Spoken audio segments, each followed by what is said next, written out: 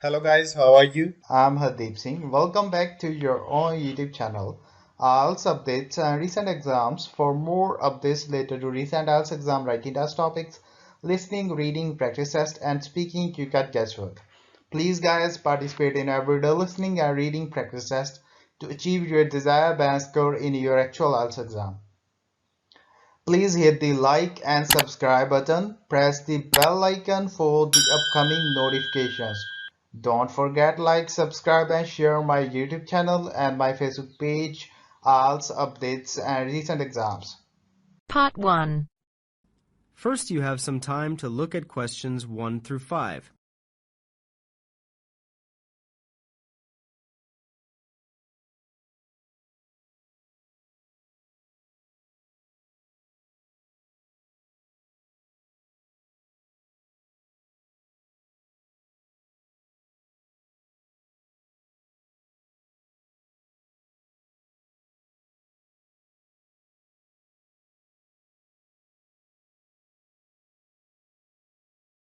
Listen carefully to the conversation and answer questions 1 to 5. School of Architecture, Professor Burt's office. Oh, good morning. I was wondering if you could give me some information about the forthcoming Architecture 21 conference. Dates, enrollment procedures, costs, that sort of thing. Well, the conference runs from the 18th to the 20th of October. 18th to the 20th of October. Oh, good. I'll still be here then. And, where exactly is it being held? Is it at the university, as in previous years? No, it's actually being held at the Pacific Hotel. We've rather outgrown the university conference facilities, so we've opted for this new venue. Right. Paradise Hotel. No, the Pacific, that's Pacific. Oh, right. And presumably we can get accommodation at the hotel? Yes, but you'll need to contact them direct to arrange that. I'll give you the number for hotel reservations. Have you got a pen ready? Yes, go ahead. It's area code 07 and then 9333 2266. And what's the registration fee? Individual fees are $300 for the 3 days, or $120 a day if you only want to attend for 1 day. Are there any student concessions? There's a 50% concession for students, so that's $150 for the 3 days, or $60 a day. And am I too late to offer to give a talk? Oh, I'm pretty sure you've missed the deadline for that. Oh, really? But I've only just arrived here in Australia. Is there any way I could have a paper accepted? Well, you'd need to talk to Professor Burt, the conference organiser. I can put you through if you like. That'd be great. Oh, and can I just check the spelling of his name? Is that B-U-R-T? Yes, that's correct. You have some time to look at questions 6 to 10.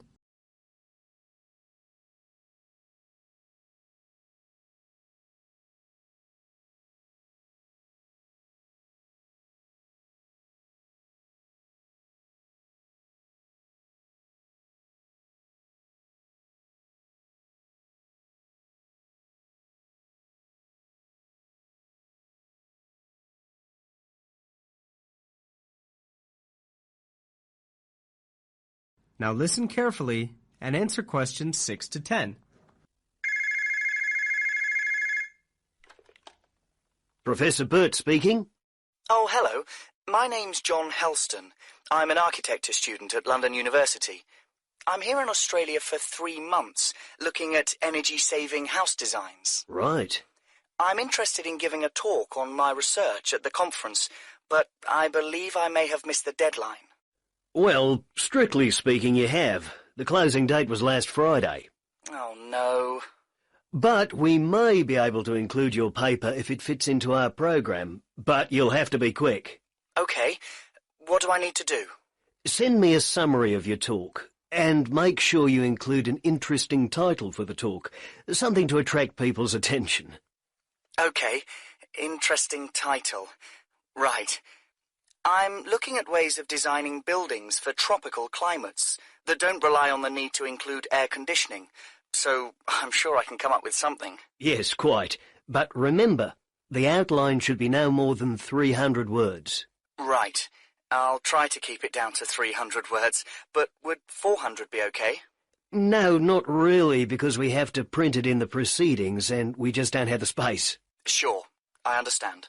And also, can you send me a short CV, the usual stuff, name, age, qualifications, that sort of thing? Right. Okay, short CV. Actually, you can email it to me. That'd be quicker. Sure. What's your email address? Well, the best thing would be to send it to the conference administrative officer at info, that's INFO, at uniconf.edu.au. Right. I'll do that straight away. That is the end of part 1. You now have half a minute to check your answers.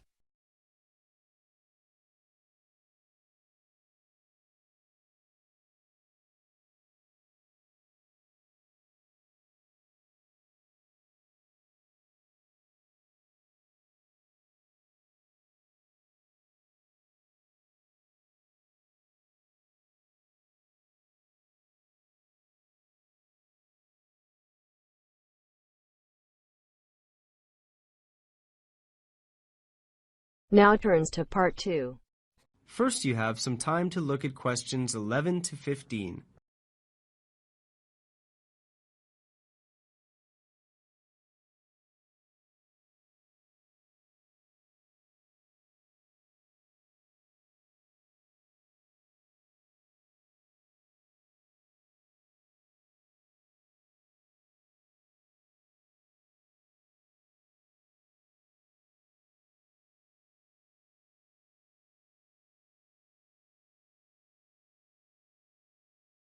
Now listen carefully to the short introductory talk and answer questions 11 to 15. Good afternoon, everyone, and welcome to Apsley House. My name's Henry James, and I'm the proprietor of this, I must say, wonderful old house. My staff and I will do all that we can to ensure that your stay here at Apsley House is both informative and relaxing. If you look at the schedule I've prepared, you will see that we have planned a number of different activities for you. But what I'd like to do today is to introduce the house to you. So let's first deal with the history of the house. Apsley House is known as one of the finest houses in England. It was originally designed and constructed by the Scottish-born architect Robert Adam between the years 1771 and 1778, and from day one was the office of the Duke of Wellington. Back then it was a private house, but in 1987 it opened to the public for the first time. The Duke of Wellington was an avid collector of art, and if you look to the room to your left, can everyone see that all right? Yes? Good. You will see a rather large art gallery. The viewing gallery is 90 feet long and houses a wide range of art from all over Europe. Until recently, the gallery was closed to the public, but I'm pleased to say that it is now open and you are free to visit anytime you wish.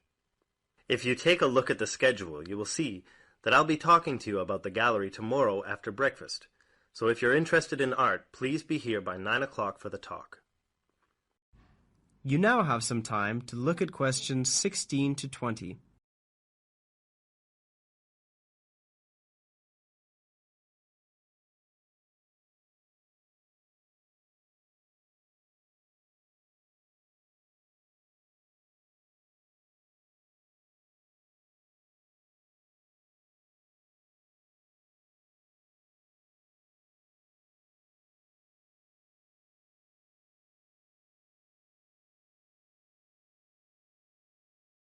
Now listen to the rest of the short introductory talk and answer questions 16 to 20.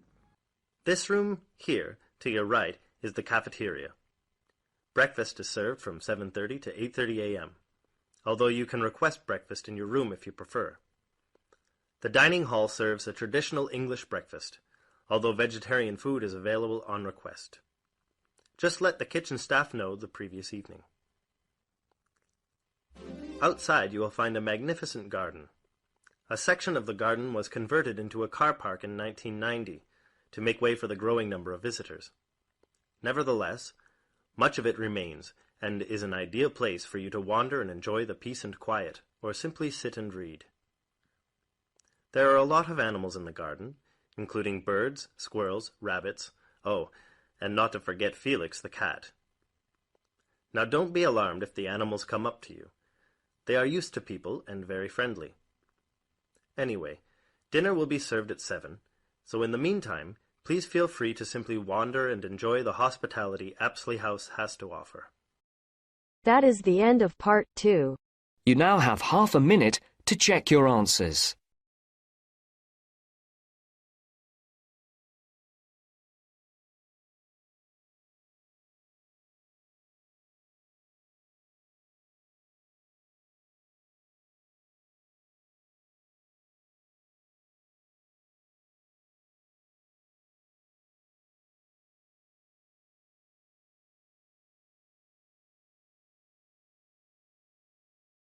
Now turns to part 3.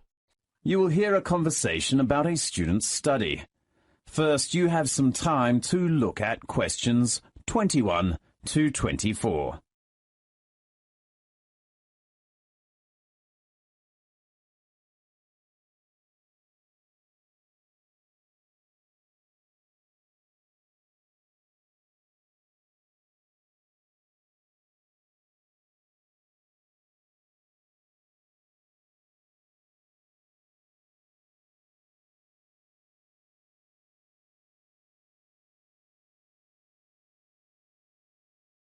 Now, listen carefully and answer questions 21 to 24.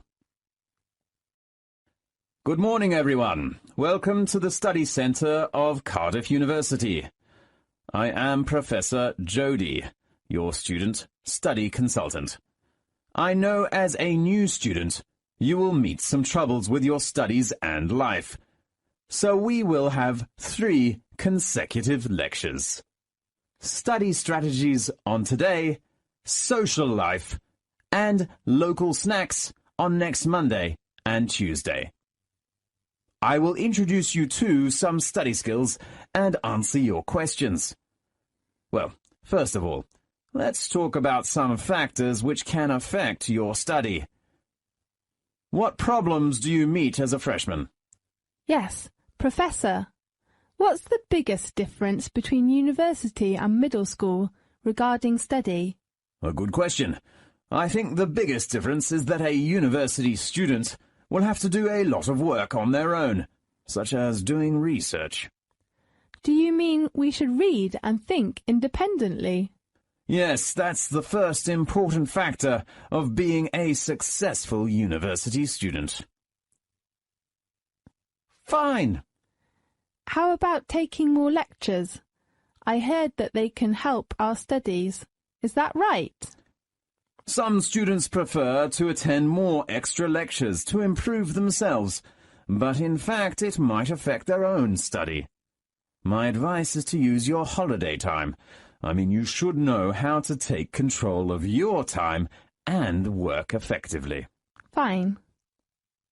Another factor is to overcome your stress.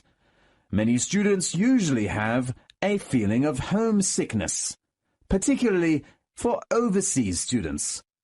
There is no family or friends here, so maybe loneliness and heavy studies can lead to great stress.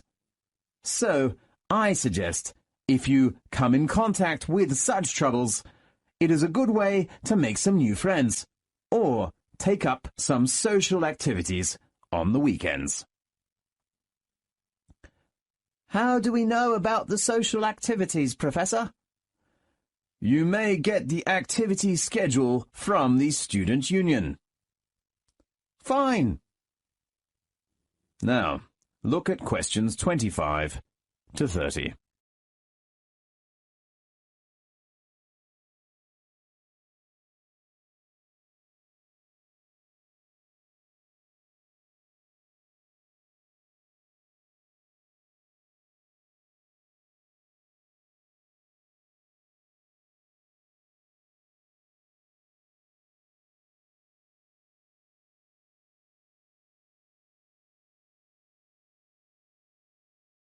Now, listen carefully and answer questions 25 to 30. Well, let's talk about some study strategies. Where should we begin? How about listening to a lecture? Yes, I am worried about that too. Okay, if you cannot keep up with the lecturer, why not prepare a recorder or something like that to record the lecture? Good idea! And I think you should prepare lecture materials in advance and then check your notes with other students after the lecture if you cannot take them all at the lecture. Great. And how about presentations? Do we have to do many presentations? Yes, you will do presentations nearly on all subject lectures. Should we use PowerPoint? Yes, of course. And can we choose a partner to do a presentation together? Maybe or maybe not. Sometimes you can have a group presentation, but you have to do it by yourself on most of the lectures. Okay, I know. Professor, I know we have to spend a lot of time reading material. I want to know if we can get them from the internet. Sometimes you can read materials at the computer at home. Really? Yes, but you must have a username and password from the computer center. Fine. And usually you will have many academic journals to read, so a proper reading method is very important. What kind of method? The approach I use is skimming. It means to skim the book first to see what's important and what isn't. Do we need to master a skill of analyzing reading? Yes, that's the next important method of reading. The method can help you to remember what you have read. Fine, and how about the assignment? You will write a lot of essays as your assignment. Essays? Yes. How about the strategy of writing essays? First, you should make a good draft plan for writing, and pay attention to the deadline. Deadline? Yes. Can we extend that? You could ask your personal tutor. Fine. And before handing in your work to your tutor or department, you should do proofreading first to check form, grammar, spelling, and references. Okay. If you meet some other problems with your study, you can ask your tutor for help. Well, any other questions? That is the end of part 3. You now have half a minute to check your answers.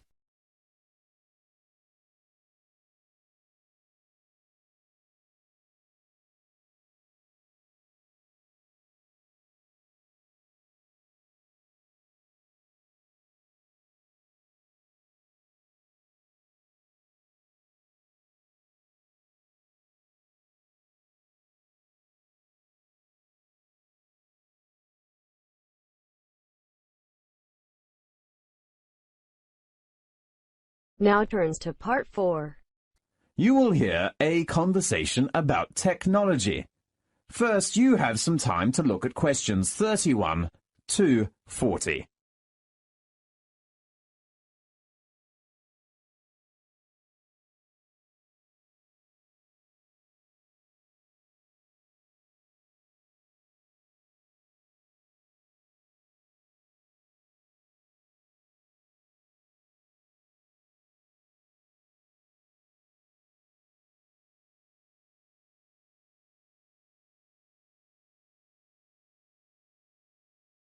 Now, listen carefully and answer questions 31 to 40.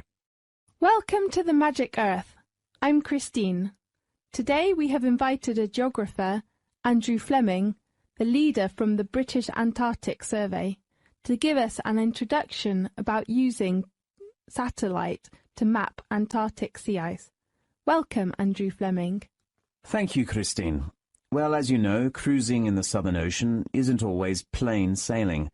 But as it is becoming important to find better ways of navigating safely and avoiding future collisions, Because of the increasing visitorships, the Antarctic Polar View project is using satellites to map the sea ice to help ships find the best way in the vast white continent. There are very large lumps of heavy ice in the water which might look beautiful and white with penguins dancing on top of it, but I believe you do not want to hit it very fast with a ship. Otherwise your ship will be damaged, and therefore navigating through it is an important problem, not only in terms of the safety of the ship, but in terms of the speed of the ship and the efficiency of the ship. So you could have another choice, for example. Take a quicker and cheaper route rather than spending an excessive amount of time going through an area of very thick ice. The quickest way to travel is to clear water channels, but it is a difficult task to find these routes. The area we're dealing with is absolutely enormous.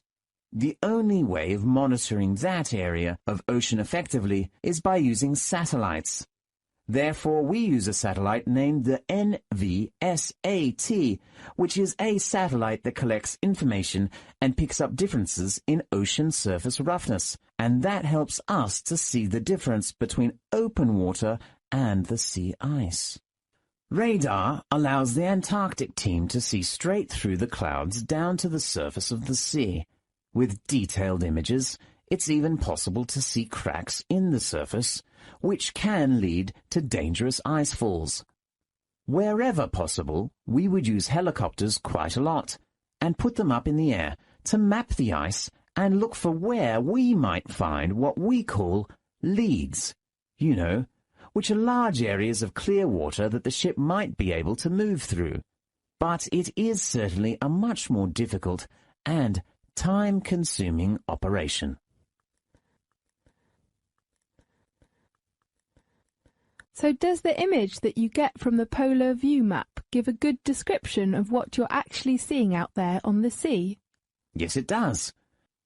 We cannot yet know clearly about the thickness of the sea ice, but one of the science researchers that we were doing last summer was looking at doing some of that work using satellites as well. So that's going to be quite an exciting development. The map was coloured in various shades of grey, but it didn't take long to spot the difference between the dark, smooth open water and light, textured areas of sea ice. The first step is to take the image merely, which has to be sent to the ship. How about others? Internet connection in the Antarctic and on ships is notoriously poor, and that has meant that we have to compress the image a lot, cut a lot, and delete some of the details in the image as a result. Have you solved the problem? Yes.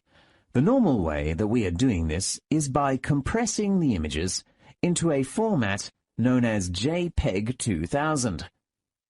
JPEG 2000 allows us to, number one, compress the imagery a lot more, and secondly, it allows us to maintain the geographic position of the image. So it knows where the image is and allows us to position that on a map. And how long does this take? I tested this in January over a very narrow dial-up satellite connection, and it took a few minutes. Sure, for us it is an enormous achievement. I mean, we now know fairly well the kind of sea ice conditions we are likely to encounter, so it is a fantastic and useful system. We just need a laptop on the ships. That's great. Thanks to Andrew for his introduction and... That is the end of part 4. You now have half a minute to check your answers.